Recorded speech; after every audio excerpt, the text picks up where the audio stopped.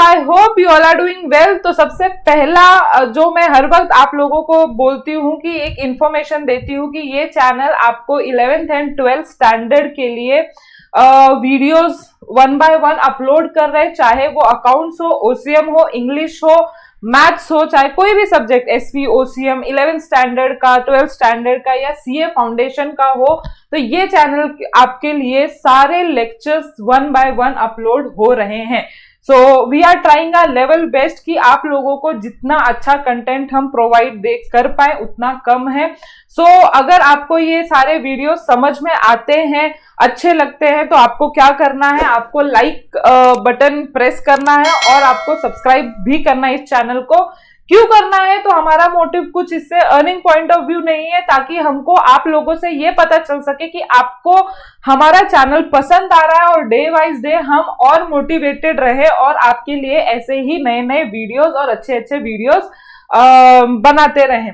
और अगर ये वीडियोस आपको मतलब अच्छे लग रहे हैं तो प्लीज एंड तक देखो, आपके लिए ऑफ कोर्स एक आप कुछ सीखोगे ही इससे, और ये तो आपका एकेडमिक्स है तो आप लोगों को जरूर ही देखना चाहिए जो भी 11th स्टैंडर्ड में है। तो आज हम 11th standard OCM chapter number 3 का जो भी हमारा बचा हुआ पार्ट है वो हम कंप्लीट करेंगे, ठीक है। सो जो भी मेरे लेक्चर्स फॉलो कर रहा है उसको पता होगा, और जो नया है तो उसको मैं बोल दूं कि हम आपको अगर नहीं मिल रहे इससे पहले वाले वीडियोस, तो आपको एक चीज करना है, इस चैनल के होम सेक्शन में जाना। होम सेक्शन में आपको बहुत सेक्शंस वाइज सब्जेक्ट मिलेंगे 11th standard and 12th standard के। उधर आपको 11th ओसीएम न्यू सिलेबस दिखेगा, उसी में सारी प्लेलिस्ट आपको मिल जाएंगी। जो भी चैप्टर आपको पढ़ना है हर एक की प्लेलिस्ट बनी हुई मिल जाएगी। तो अच्छे से करो जितना भी हो रहा है, और अगर डाउट आ रहा है तो मुझे कमेंट सेक्शन में जरूर बताना। ओके, नाउ आज हम क्या करने वाले हैं? तो आज हम पढ़ने वाले हैं step in setting up a small scale business. अभी हमने पिछला क्या पढ़ा था कि आपको क्या क्या चैलेंजेस फेस करने पड़ते हैं स्मॉल स्केल, जब भी आप बिजनेस करते हो तो क्या दिक्कतों का सामना करना पड़ता है, राइट। उससे पहले अगर याद होगा तो हमने मेरिट्स पढ़े थे स्मॉल स्केल की, हमारे इकोनॉमी के लिए, हमारे इंडिया के लिए कैसे स्मॉल स्केल बिजनेसेस जो है, इंडस्ट्रीज जो है हेल्पफुल है। वैसे ही हमने डीमेरिट्स पढ़े थे एंड फिर हमने चैलेंजेस पढ़ लिए थे। आज हमें पढ़ना है that is step in setting up a small scale business. तो आप लोग जो मेरे को देख रहे हो उन्होंने कॉमर्स सेलेक्ट किया है, तो राइट, तो जिन्होंने कॉमर्स सेलेक्ट किया है तो फ्यूचर में आप में से बहुत लोग ऐसे रहेंगे जो खुद का बिजनेस चालू करने वाले रहेंगे। तो कभी भी जब भी हम कोई बिजनेस चालू करते हैं, ठीक है, कोई प्रोडक्ट बनाने की कोशिश करते हैं, कोई प्रोडक्ट में इन्वॉल्व होने की कोशिश करते हैं, तो हर वक्त हम स्मॉल स्केल पे चालू करते हैं। कभी भी लार्ज स्केल पे इतने तुरंत से हम लार्ज स्केल नहीं चालू कर सकते, बिकॉज उसमें बहुत ज्यादा फंड लगता है। तो मोस्टली 99% केसेस में जो बिजनेसेस सेटअप होते हैं इनिशियल फेज में स्मॉल स्केल ही चालू किया जाता है। तो ये आप लोगों के लिए भी बेनिफिशियल है कि आप लोग ये समझ लो कि जब भी आप अपना खुद का बिजनेस चालू करोगे, स्मॉल स्केल बिजनेस चालू करोगे, तो आपको क्या क्या चीजें करने की जरूरत पड़ सकती है। तो देखो यही चीज हम इस सेक्शन में पढ़ने वाले हैं, तो ध्यान देना।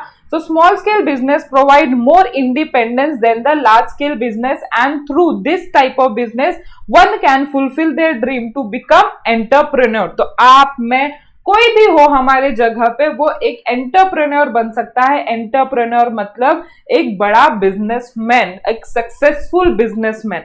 So one can set up a small scale business by following simple steps which are as follows। तो कौन कौन से स्टेप्स आपको फॉलो करने हैं for setting up your small scale business? तो सबसे पहला है डिसीजन ऑफ बिजनेस एरिया।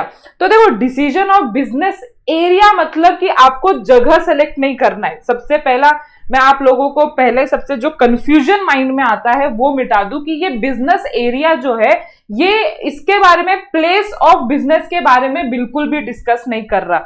ये किसके बारे में डिस्कस कर रहा है कि आपको कौन सा फॉर्म ऑफ ऑर्गेनाइजेशन सेटअप करना है। देखो हमने पढ़ा होगा, है ना, या तो आप नेक्स्ट चैप्टर में पढ़ने वाले हो कि बिजनेस आप कई तरीकों से सेटअप कर सकते हो, जैसे फॉर्म ऑफ बिजनेस ऑर्गेनाइजेशन, जैसे कि आप सोल प्रोप्राइटरशिप ओपन कर सकते हो, पार्टनरशिप ओपन कर सकते हो, कंपनी ओपन कर सकते हो। आपके पास बहुत सारे ऑप्शंस रहते हैं जिस तरह से आप बिजनेस चालू कर सकते हो। देखो जैसे कॉर्पोरेशन, प्रोप्राइटरशिप, पार्टनरशिप, है ना।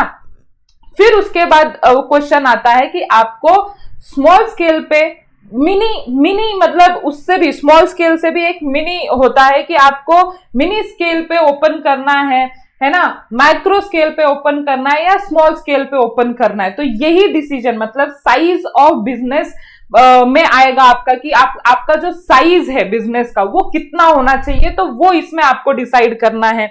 तीसरी बात, आपको इसमें बिजनेस एरिया में आपको अपने टाइप ऑफ बिजनेस भी डिसाइड करना है। टाइप मतलब आप मैन्युफैक्चरिंग बिजनेस ओपन करना चाहते हो, ट्रेडिंग बिजनेस ओपन करना चाहते हो, या कोई सर्विस सेक्टर की, जैसे कि आप ट्रांसपोर्ट, जैसे कि आप वेयर हाउसिंग, ऐसा कुछ बिजनेस सेटअप करना चाहते हो। मतलब एग्जैक्टली ये डिसीजन ऑफ बिजनेस एरिया क्या है।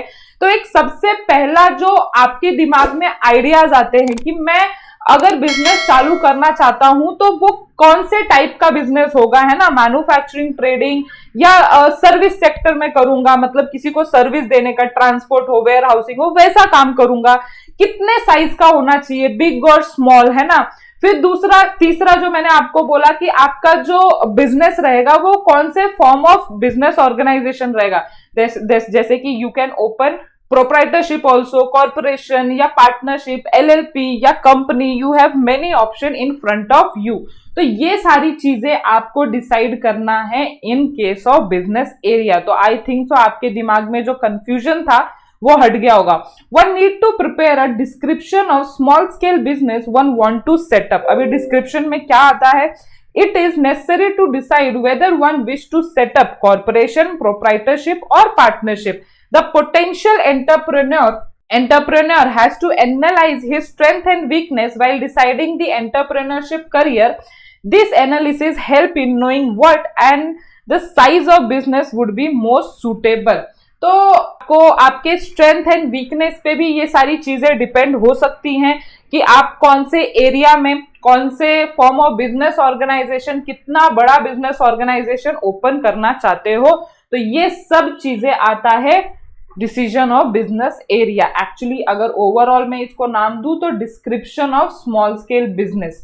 तो आपको डिस्क्रिप्शन सेट करना है। सबसे पहला जो स्टेप होगा वो डिसीजन ऑफ बिजनेस एरिया रहेगा। Now second, study of business environment. अभी ये बिजनेस इन्वायरमेंट बहुत बड़ा एक वो टॉपिक है बोल सकते हो, बट अगर मैं ब्रीफ में, शॉर्ट में आपको समझाना चाहूं तो बिजनेस इन्वायरमेंट मतलब जब भी आप एक बिजनेस करते हो तो हो सकता है आपको बहुत सारे एक्सटर्नल एंड इंटरनल कुछ ऐसे फोर्सेस हो जो आपको अफेक्ट कर सकती है। जैसे कि फॉर एग्जांपल अगर आप एक बिजनेस ओपन करते हो तो ऐसा नहीं है कि आप सिर्फ अपना बिजनेस करते रहोगे और आप चेंज भी ना करो अपने बिजनेस को तो भी वो चलता जाएगा। जैसे कि आपके पास एक बेस्ट एग्जांपल है नोकिया कंपनी। नोकिया कंपनी ने एक बहुत बड़ी अपने लाइफ की मिस्टेक की थी कि उन्होंने अपनी जो टेक्नोलॉजी है उसको अपग्रेड नहीं किया था, है ना। वो उसी टेक्नोलॉजी में अपना काम करते रहे ये सोच के कि हम तो बाबा मोबाइल के पायनियर हैं, हमको कौन तोड़ सकता है मार्केट में, और उन्होंने अपना टेक्नोलॉजी अपडेट किया ही नहीं था। एंड हेंस उन्होंने अपना टेक्नोलॉजी अपडेट नहीं किया था तो एक दिन उनको यही थॉट उनको भारी पड़ गया, उनकी कंपनी बिक गई थी, ठीक है। और ये कंपनी को एप्पल कंपनी ने खरीद लिया था और बहुत ही सस्ते दाम में। तो आपको समझ में आ रहा है कि आपको एक चीज क्या बहुत इंपॉर्टेंट है, आपको हर वक्त चेंज होना पड़ेगा अकॉर्डिंग टू बिजनेस इन्वायरमेंट। जो बाहरी दुनिया में चेंजेस हो रहे हैं, आप एजुकेशन क्यों ले रहे हो, आप फर्स्ट से लेके 12th तक क्यों पढ़ाई कर रहे हो, आप यही चीज को झेलने के लिए कि आपकी जो बाहरी दुनिया है उसको समझने के लिए। वैसा ही बिजनेस इन्वायरमेंट की बाहरी दुनिया रहती है कि जब जब वो सेटअप होता है तो सेटअप होता है अकॉर्डिंगली, देन उसको इन्वायरमेंट के साथ साथ उसको चेंज होना पड़ता है। अगर वो अपग्रेडेशन नहीं आया तो उसको मार्केट से निकलना पड़ेगा। And so that small scale business का जो सेकंड स्टेप है यही करना पड़ेगा कि एक बार उसने डिसाइड कर लिया कि मेरा बिजनेस का डिसीजन क्या है, बिजनेस एरिया क्या है, उसके बाद उसके खुद के बिजनेस एनवायरनमेंट को फर्स्ट एनालाइज करना पड़ेगा, स्टडी करना पड़ेगा, टू नो इन फ्यूचर कि वो कहां पे स्टैंड करेंगे, उनका वीकनेस क्या है, उनका स्ट्रेंथ क्या है, वो कैसे उसको फेस कर सकते हैं। Before setting up an industry, it is always essential to study and understand the prevailing business environment in which they operate, particularly the industrial policy, economic policy, licensing policy. So देखो बहुत तरीके से हमारे पास business environment है, जैसे कि उन्होंने आपको दिया हुआ है इंडस्ट्रियल पॉलिसी, मतलब कि इंडस्ट्रीज की time to time policies change होती रहती है, तो उसके अकॉर्डिंग आपको कैसे चेंज होना है। इकोनॉमिक पॉलिसी, इकोनॉमी में बहुत चेंजेस आते रहते हैं, जैसे कोविड आ गया तो उसके वजह से इकोनॉमी में बहुत सारे चेंजेस आए, तो अकॉर्डिंगली बिजनेस को चेंज होना पड़ता है, बिजनेस की इंटरनल पॉलिसी को चेंज करना पड़ता है। फिर licensing policy, government time to time license की जो पॉलिसी है वो जो स्ट्रिक्टनेस है या तो उसको बढ़ाता है या तो उसको कम करता है, ड्यू टू मेनी फैक्टर्स। ठीक है, गवर्नमेंट के अपने अपने तौर तरीके रहते हैं, उसके वजह से लाइसेंसिंग पॉलिसी भी मार्केट में चेंज होती रहती है। लीगल इन्वायरमेंट में जैसे बहुत सारे कंप्लायंसेस आते हैं, जैसे आपको बहुत सारे लीगल डॉक्यूमेंटेशंस करने पड़ते हैं for starting your business. So small scale business, इस स्मॉल स्केल बिजनेस में क्या क्या लीगल इन्वायरमेंट मुझे इफेक्ट कर सकती है वो देखने की जरूरत है। एंड लास्ट टेक्नोलॉजिकल इन्वायरमेंट, जो मैंने आपको नोकिया का एग्जांपल दिया कि टेक्नोलॉजी में अपग्रेड नहीं किया तो इसके वजह से उनको मार्केट से निकलना पड़ा। तो इसीलिए बोल रही हूं आपको टेक्नोलॉजिकल तो क्या, लेकिन ओवरऑल बिजनेस एनवायरनमेंट आपको एनालाइज करने की जरूरत है। आपने अगर नहीं किया तो आपके लिए ये बुरा ही होने वाला है। सो ये सेकेंड स्टेप है, the environment impact a lot in setting up a proper industry. Okay, now third, selection of product. अब आपको सेलेक्ट करना है आपका प्रोडक्ट, आप किस चीज में इन्वॉल्व होना चाहते हो, आप किस चीज में अपने बिजनेस को लाना चाहते हो। One need to decide a product to manufacture और service to offer. While choosing a product और service which one wants to offer, one must conduct a good market research and learn about the prevailing competition in market. So आप जब भी अपना product decide करोगे कि आप कौन सा प्रोडक्ट, कौन सा सर्विस देने वाले हो मार्केट में, उस टाइम पे आपको बहुत ही हैवी मार्केट रिसर्च करना पड़ेगा, क्योंकि आपको ये देखना पड़ेगा कि क्या ये प्रोडक्ट ऑलरेडी अवेलेबल है मार्केट में, कौन सी क्वालिटी में, कितने क्वांटिटी में अवेलेबल है, कहीं पे शॉर्टेज है क्या जहां पे मैं उसका डिमांड फुलफिल करके उतना पैसा ले सकता हूं, क्योंकि आपको कोई भी फ्री में तो पैसा नहीं देगा जब तक उनकी नीड नहीं रहेगी। तो इस चीज को जानने के लिए कि वेदर ये मार्केट का ऑलरेडी नीड कंप्लीट हो चुकी है या अभी भी पेंडिंग है, या कुछ ऐसे फीचर्स हैं जैसे कि आपने देखा होगा मोबाइल की दुनिया में, है ना, मोबाइल, सेलफोन, ये सब में कितना जल्दी अपग्रेडेशन आता है। पहले हमारे पास जो कैमरा होता था, है ना, कैमरे के जो फीचर्स होते थे वो कितने कम थे, कितना लो क्वालिटी था। फिर लोगों ने, जो कंपनीज है, उन्होंने वो चीज समझा मार्केट में जाके कि ये शायद कस्टमर कैमरा के फीचर्स को बहुत अटेंड कर रहा है, शायद उसको बहुत ज्यादा वो कैमरे के फीचर्स की जरूरत है। क्योंकि आप देखो कि आजकल मोबाइल सिर्फ कॉलिंग के लिए नहीं रहा है, सिर्फ फोन पे बात करने के लिए नहीं रहा है, बट वो सारी चीजें होनी चाहिए सस्ते से सस्ते दाम में। तो बहुत सारी कंपनीज ये ट्राई कर रही हैं कि कितने एडिशनल फीचर्स हम वो प्रोवाइड करें। तो ये सब के लिए आपको अपना जो प्रोडक्ट है वो सेलेक्ट करना पड़ेगा, एंड ये सब के लिए आपको मार्केट रिसर्च करना ही पड़ेगा। Now fourth, selection of place. Selection of place मतलब आजकल तो इतना, जैसे कि जब वर्क फ्रॉम होम आ रहा है तो आज बहुत सारी जो कंपनीज है या बहुत सारे जो ट्रेडर्स है वो वर्क फ्रॉम होम में ही कर पा रहे, मतलब कि you don't need a space in now days. But पहले क्या होता था, क्योंकि ये बुक आपकी पहले के सोच के हिसाब से प्रिंट हुई हुई है। तो जब भी आप कोई अपना बिजनेस करना चाहते हो तो उसके लिए second most important thing is location, where you want to set up your business, है ना। क्योंकि लोकेशन क्यों इतना ज्यादा इंपॉर्टेंस होता था, क्योंकि आपको लेबर की जरूरत पड़ती थी, क्योंकि आपको रॉ मटेरियल की जरूरत पड़ती थी, आपको बहुत सारे ट्रांसपोर्टिंग इजली अवेलेबल होना चाहिए। तो ये सारे फैक्टर्स आपको अपने दिमाग में रखने पड़ते थे। बट अगर मैं आपको from the point of view मतलब टुडेज एरा में बोलूं तो ये सब जरूरत नहीं है in today's era, because work from home अगर कोविड के बाद कुछ आया है तो ऑनलाइन की दुनिया, डिजिटलाइजेशन को इतना ज्यादा महत्व दिया जा रहा है कि आप कहीं भी बैठ के किसी का भी काम कर सकते हो। आजकल तो बहुत सारे इंडियंस फॉरेन का काम इंडिया में बैठ के भी कर रहे हैं, कोई भी दिक्कत नहीं आ रहा है, इतना डिजिटलाइजेशन हो गया। तो location doesn't matter in today's world, but we are studying for a small scale business. तो कहीं ना कहीं स्मॉल स्केल बिजनेस के पास इतना अपडेटेड टेक्नोलॉजी नहीं रहता है, तो you can take this as a point कि यस, प्लेस भी, लोकेशन भी मैटर करता है। So one need to choose a location to set up a small scale business. While choosing a location, factors such as nearness to market, source of availability होना चाहिए, है ना, market के पास होना चाहिए, availability of raw material available होना चाहिए, labour, transport service, modern infrastructure facility and other things are considered. Location is determine the success or failure of the industries. तो लोकेशन कहीं ना कहीं आपके बिजनेस को बहुत ज्यादा सक्सेस दे सकती है या बहुत ज्यादा गिरा भी सकती है। यस, सो इसी चीज के रिगार्डिंग मैं आपको एक एग्जांपल देना चाहूंगी, सिलेक्शन ऑफ प्लेस कितना इंपॉर्टेंट है।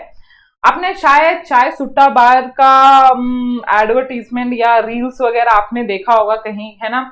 एक फेमस फाउंडर है इनके, अनुभव दुबे जी, जिन्होंने ये स्टार्ट किया था। वो कुछ आईआईटीएन थे, है ना, तो उन्होंने सब आईआईटी वगैरह अपना जो भी फील्ड है वो छोड़ के उन्होंने चाय की दुकान सेटअप की थी। और चाय की दुकान उन्होंने कहाँ पे सेटअप की, वो बहुत ज्यादा उनके लाइफ में चेंजिंग, बहुत ज्यादा चेंज लाया था वो प्लेस की वजह से, जस्ट बिकॉज उन्होंने प्लेस ऐसा सेलेक्ट किया था। तो प्लेस उन्होंने कहाँ पे सेलेक्ट किया था, गर्ल्स हॉस्टल के पास में। अभी बहुत फनी लगेगा, बट गर्ल्स हॉस्टल के पास में क्या होता है, गर्ल्स भी आती है ना, जो गर्ल्स होते हैं वो हॉस्टल के, वो भी चाय पीने के लिए आएंगे, एंड गर्ल्स को देख के बॉयज भी उधर आएंगे। तो मतलब ऐसा होता है, अगर उन्होंने बॉयज हॉस्टल सेलेक्ट किया रहता तो शायद उधर गर्ल्स नहीं जा पाती, ठीक है। तो ऐसा कुछ तो भी है ना, कॉन्शियस फील करती हैं लड़कियां, तो नहीं जा पाती। बट देखो उनका दिमाग, उन्होंने प्लेस कहाँ, लोकेशन कहाँ पे सेटअप किया, एक गर्ल्स हॉस्टल के पास में, जहां पे गर्ल्स तो आएंगी क्योंकि वो उनको नजदीक पड़ेगा, ठीक है, उनको बैरियर नहीं होगा आने में, और प्लस उधर लड़के तो आएंगे ही लड़कियों को देख के। तो ये बहुत फनी है ना, इंटरेस्टिंग भी है कि कैसे आपका लोकेशन बहुत मैटर कर सकता है आपके बिजनेस के सक्सेस के लिए, ठीक है। सो हंसना मत, बट है ये फैक्ट, मैंने कहीं देखा था, मैंने भी ये इनके बारे में पढ़ते पढ़ते देखा था। Okay, now fifth, selection of technology. Now fifth point is आपको अपनी टेक्नोलॉजी, जैसे कि मैंने बोला स्मॉल स्केल इंडस्ट्री या तो लेबर इंसेंटिव्स यूज कर सकती है, मशीन इंसेंटिव, अब वो कितना अपग्रेडेड टेक्नोलॉजी यूज करना चाहे, उनके पास कितने फंड्स अवेलेबल है, वो सब सारे फैक्टर्स पे डिपेंड रहेंगे। So fifth point is technology. To manufacture any item, technology is used. Entrepreneurs should possess information of all available technology and its suitability. It will also useful to determine needs of money, material and equipment to install. So fifth point समझ गया। Now sixth, business proposal. अभी ये business proposal मतलब क्या है? So अभी ये अब पेपर वर्क की बात शुरू हो जाती है। अभी तक तो ये सिर्फ सोच ही रहा था, है ना, जिसको भी बिजनेस करना है वो सिर्फ अपने माइंड में अब सिर्फ सोच रहा था कि क्या कैसे क्या क्या करना है। अब उसको पूरा एक प्रपोजल बनाना है ना। अब ऐसा तो हो नहीं सकता कि सिर्फ ओरली मैंने सोच लिया, सिर्फ दिमाग में सोच लिया, सिर्फ डे ड्रीम कर लिया, मेरा बिजनेस सेटअप हो गया, नहीं। अब उसको एक प्रपोजल सेट करना पड़ेगा, एक्चुअली उसको ऑन पेपर सारी चीजें करनी पड़ेगी। तो सबसे पहला ही बिजनेस प्रपोजल है। Project appraisal means assessment of project. तो ये जो सारी चीजें उन्होंने किया है ऑन पेपर, मतलब कि एक्चुअली फीजेबल है कि नहीं, एक्चुअली ये पॉसिबल है कि नहीं है, क्योंकि बहुत सारे फैक्टर होते हैं। जैसे कि प्लेस आपने डिसाइड तो कर लिया, बट क्या आपको उस रेट में, क्या आपको उस दाम में मिलने वाला है जितना आपके पास फंड अवेलेबल है? क्या आपने बहुत सारी जो टेक्नोलॉजी आपने सोची है, क्या आपने जितना उसके लिए प्रोजेक्शन लगाया है, जितना फंड लगाया है, उतने में आपको वो अपडेटेड टेक्नोलॉजी अवेलेबल है कि नहीं है? तो ये सारी चीजें आने वाली हैं। It is a technique of analysing the scheme of project while preparing to set up an enterprise. The entrepreneur has to appraise the proposal carefully. Appraise मतलब स्टडी, अप्रेज मतलब स्टडी और उससे आगे बढ़ना। From economic point of view, from financial, technical, market, social and managerial point of view. तो actually ये on paper काम है। अगर मैं आपको सिंपल समझाऊं तो अभी तक क्या हो रहा था, अभी तक सिर्फ ख्याली पुलाव बन रहा था, ठीक है। उन्होंने सिर्फ ओरल सोचा कि क्या हम, कौन सा बिजनेस एरिया होना चाहिए, क्या बिजनेस एनवायरनमेंट होना चाहिए।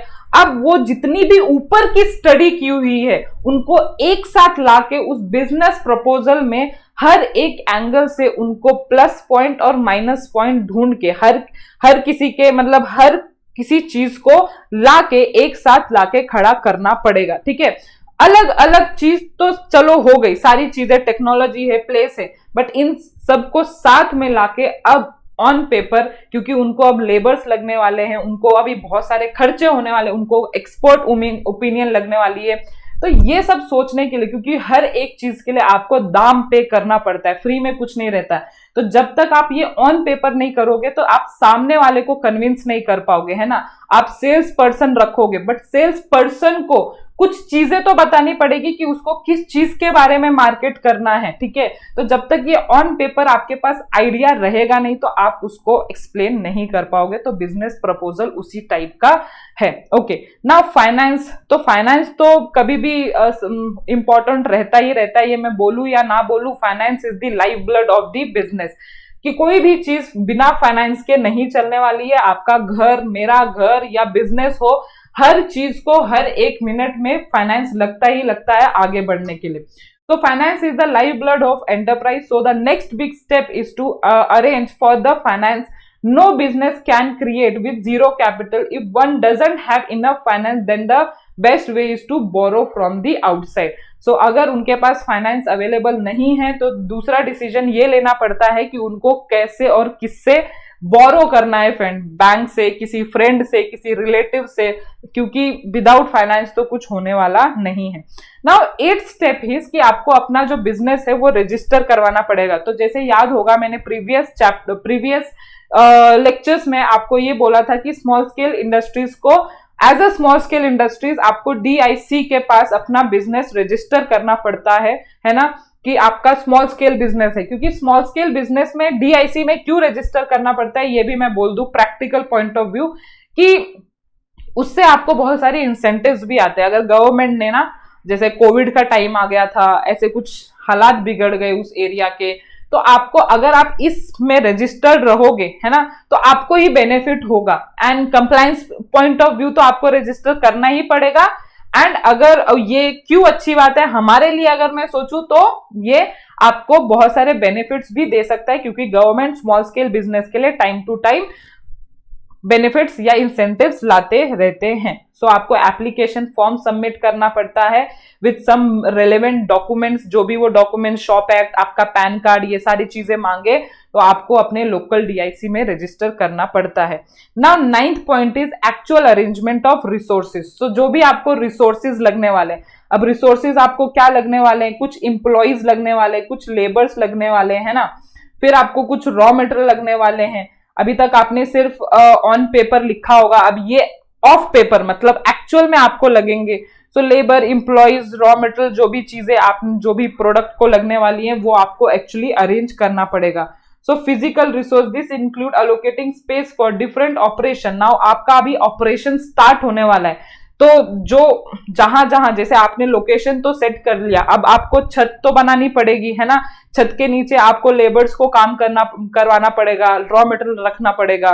सो यही प्रोडक्शन मेथड वगैरह। One is required to purchase machinery and hire employees and workers for a different department. तो इसी चीज को आपको इधर अलोकेट करना है कैसे कैसे कौन से डिपार्टमेंट में किस तरह से काम करना है। So physical resources. Now B is इसमें ही 9th में ही ए फिजिकल रिसोर्स देख लिया, और फिर हम अभी arrangement of power and water supply. Of course बिना लाइट के तो आपका मशीन नहीं चलेगा, बिना पानी के आपके जो रॉ मटेरियल रहते हैं उसको कुछ अगर धोना वगैरह पड़ेगा तो वो आपको वाटर सप्लाई कंटिन्यूस चलता ही है, वाटर का भी होना बहुत जरूरी है, तो वो वाटर सप्लाई या वाटर मीटर बैठाना पड़ेगा, ये इलेक्ट्रिसिटी मीटर बैठाना पड़ेगा। तो ये सारे अरेंजमेंट देखना आप ही का काम है। The site where the enterprise will be located either have a adequate power of connection or it should arrange. The entrepreneur calculate the total power requirement and different the nearest pole from which power will be available for the business and can be materially affect the installation cost. उन्होंने थोड़ा detail में दिया हुआ है, but आपको practically थोड़ा सा अगर बोलूं तो आप अपने ओन वर्ड में भी लिख सकते हो कि उनको water and power supply machine चालू करने के लिए लगेगा। तो एंटरप्रेन्योर का ये काम है इन अरेंजमेंट ऑफ रिसोर्स की वो पावर एंड वाटर सप्लाई का देखे, अरेंजमेंट करे, क्योंकि उसके बिना कुछ होने वाला नहीं है। नाउ इसी के अंदर हम सी स्टाफिंग, ठीक है। सो फिजिकल रिसोर्स हो गया, इधर एम्प्लॉय, फिर वाटर एंड पावर सप्लाई हो गया, और अब नाउ लेबर आपको थर्ड पॉइंट में देखना है। So one machine are install, the need of man power arise to run them, ठीक है। तो अब ये जो भी नॉन लिविंग थिंग रिसोर्सिस थे वो अपने आप तो काम करना नहीं चालू करेगा, मशीन अपने आप चालू नहीं हो जाएगा जब तक उसे इंसान आके चालू ना करे, है ना। फिर किसी चीज को इधर से उधर उठा के रखने का जो काम होता है वो स्टाफ लोगों का ही होता है। So the need of manpower arise to run them. So the quantum and type of manpower, कितने आपको manpower लगने वाले हैं वो भी डिसाइड करना पड़ेगा। The source of getting desired labor is important. This follow the recruitment, training and placement. तो स्टाफिंग फंक्शन आपको बहुत अच्छी तरह से करना पड़ता है स्टाफिंग, क्योंकि आपको स्किल लेबर होने चाहिए, स्किल्ड इंप्लॉइज होने चाहिए। अगर ये सारी चीजें अच्छी तरह से हो गई तो आपके जो रिसोर्सेज के वेस्टेज होते हैं वो कम हो जाएगा, एंड हेंस आपका प्रॉफिट इंक्रीज हो जाएगा, क्योंकि वेस्टेज कॉस्ट कम लगेगा तो प्रॉफिट हेंस ज्यादा ही होगा। तो आपको लेबर्स पे भी बहुत ज्यादा ध्यान रखना पड़ता है, और उनको टाइम टू टाइम आपको ट्रेन करना पड़ता है, प्रॉपर ट्रेन करना पड़ता है। Okay, now 10th is production and marketing of product. अब आपने सब कुछ कर लिया, प्रोडक्ट बना दिया इधर, ठीक है, लेकिन अब आपको इधर मार्केट में उसको बेचना पड़ेगा, एंड टाइम टू टाइम अब जो आप प्रोडक्ट बना रहे हो वो उसी क्वालिटी का आप मार्केट में नहीं दे सकते। आपको टाइम टू टाइम कस्टमर से रिव्यू लेना पड़ेगा, कस्टमर को समझना पड़ेगा कि ये प्रोडक्ट जो मैं दे रहा हूं अभी इस सीन में वो क्या कल को भी वही प्रोडक्ट ऐसा ही वो एक्सेप्ट करने वाले हैं। तो इसको हम मार्केटिंग बोलते हैं। सो आपको नीड समझना पड़ेगा, वांट समझना पड़ेगा हर एक कस्टमर का, और उसके अकॉर्डिंगली आपको टाइम टू टाइम अपने एग्जिस्टिंग प्रोडक्ट को चेंज करना पड़ेगा, ठीक है। मैंने क्यों बोला था वो मैंने नोकिया का एग्जांपल दिया था, इस वही रेफर करना। Production is the next step. One small scale business is started, marketing is the most important activity as far as entrepreneur development is concern. Marketing and business advertisement from next step of setting up small scale business, online business directory and various traditional forms advertisement can gain exposure for business। तो आप online business कर सकते हो, आप offline business कर सकते हो, ये पूरा का पूरा डिसीजन आपके ऊपर है। लेकिन आपको प्रोडक्शन के बाद जब आप प्रोडक्शन चालू कर देते हो, स्टार्ट हो जाता है, तो आपको time to time marketing function भी करना पड़ता है। दैट इज आपको कस्टमर की need time to time analyse research करना पड़ता है। लास्ट इज रिव्यू और feedback for future changes. So वही चीज को मैं कंटिन्यू करूंगी कि आपको आपके जो प्रोडक्ट है उसका रिव्यू करना पड़ता है अपने हाथ में, है ना, और उसमें चेंजेस, एक्चुअल अब चेंजेस लाना। अब आपने अंडरस्टैंड कर लिया उनकी नीड को, अब आपको फ्यूचर चेंज के लिए रिसोर्सेज जो लगने वाले हैं, जो सारी टेक्नोलॉजी लगने वाले हैं, फीडबैक लेके आपको वो एक्चुअल चेंजेस करना पड़ेगा वरना क्या होगा, आपको नोकिया की तरह बंद करना पड़ेगा अपना बिजनेस। तो उसको मैं review and feedback for future changes बोल रही हूँ। So periodical monitoring and evaluation not only of market but also production quality and profitability help in knowing where the firm stand in comparison to the performance emphasis in the business plan. It also identify the direction of future growth. तो ये सारी चीजों से क्या matter करता है, आपके ही business की जो प्रॉफिटेबिलिटी है, प्रॉफिट एंड जो आपका ग्रोथ है, जो आपका डेवलपमेंट है, वो कहीं ना कहीं मैटर करेगा इन सब चीजों के वजह से। तो हमने 11 पॉइंट पढ़े कि अगर आप अपना स्मॉल स्केल बिजनेस सेटअप करना चाहते हो तो आपको क्या क्या करना पड़ेगा, आपको इसमें क्या चीज मैटर होगी, क्या क्या चीजें आपको और करनी पड़ेगी। तो यही चीज लास्ट में आपको दिया हुआ है कि for setting up a small scale business it is not a easy task. इतनी सारी चीजें आपको करनी पड़ सकती है अगर आप फ्यूचर में अपना खुद का स्मॉल स्केल बिजनेस चालू करना चाहते हो तो, ठीक है। सो आई होप आप लोगों को इतना पूरा अच्छी तरह से समझ गया हो। सो मतलब अगर इसमें से कुछ भी डाउट होगा, मैंने तो वैसे आपको पढ़ाने की, आपको समझाने की पूरी कोशिश की है। आप इस चैप्टर का खुद से क्वेश्चन आंसर प्लीज सॉल्व करना, और उसमें कोई दिक्कत आता है तो you have a comment section, है ना। ये पूरा प्लेलिस्ट अच्छे से देखना, आपके एग्जाम के लिए भी बहुत हेल्पफुल हो सकता है। जिन्होंने क्लासेस नहीं लगाई है, जिनको अफोर्ड नहीं होती है क्लासेस, तो they can refer this YouTube channel for each and every subject. So और मैं आपको ये भी बोलूंगी तो कि हमारे चैनल को प्लीज सब्सक्राइब एंड लाइक जरूर करना। इससे हमको हजारों करोड़ों रुपए नहीं मिलने वाले हैं, बस हमको ये जरूर आपके लाइक एंड सब्सक्राइब से जरूर पता चलता रहेगा कि आप हमारे वीडियोस लाइक कर रहे हो। सो हम इसी मोटिवेशन से आपको फ्यूचर में सारे लेक्चर प्रोवाइड करते रहेंगे। अगर आपको पसंद आए तो ही लाइक करना, ऐसा कुछ नहीं है जबरदस्ती। सो आज के लिए मैं इतना ही करूंगी। Bye bye.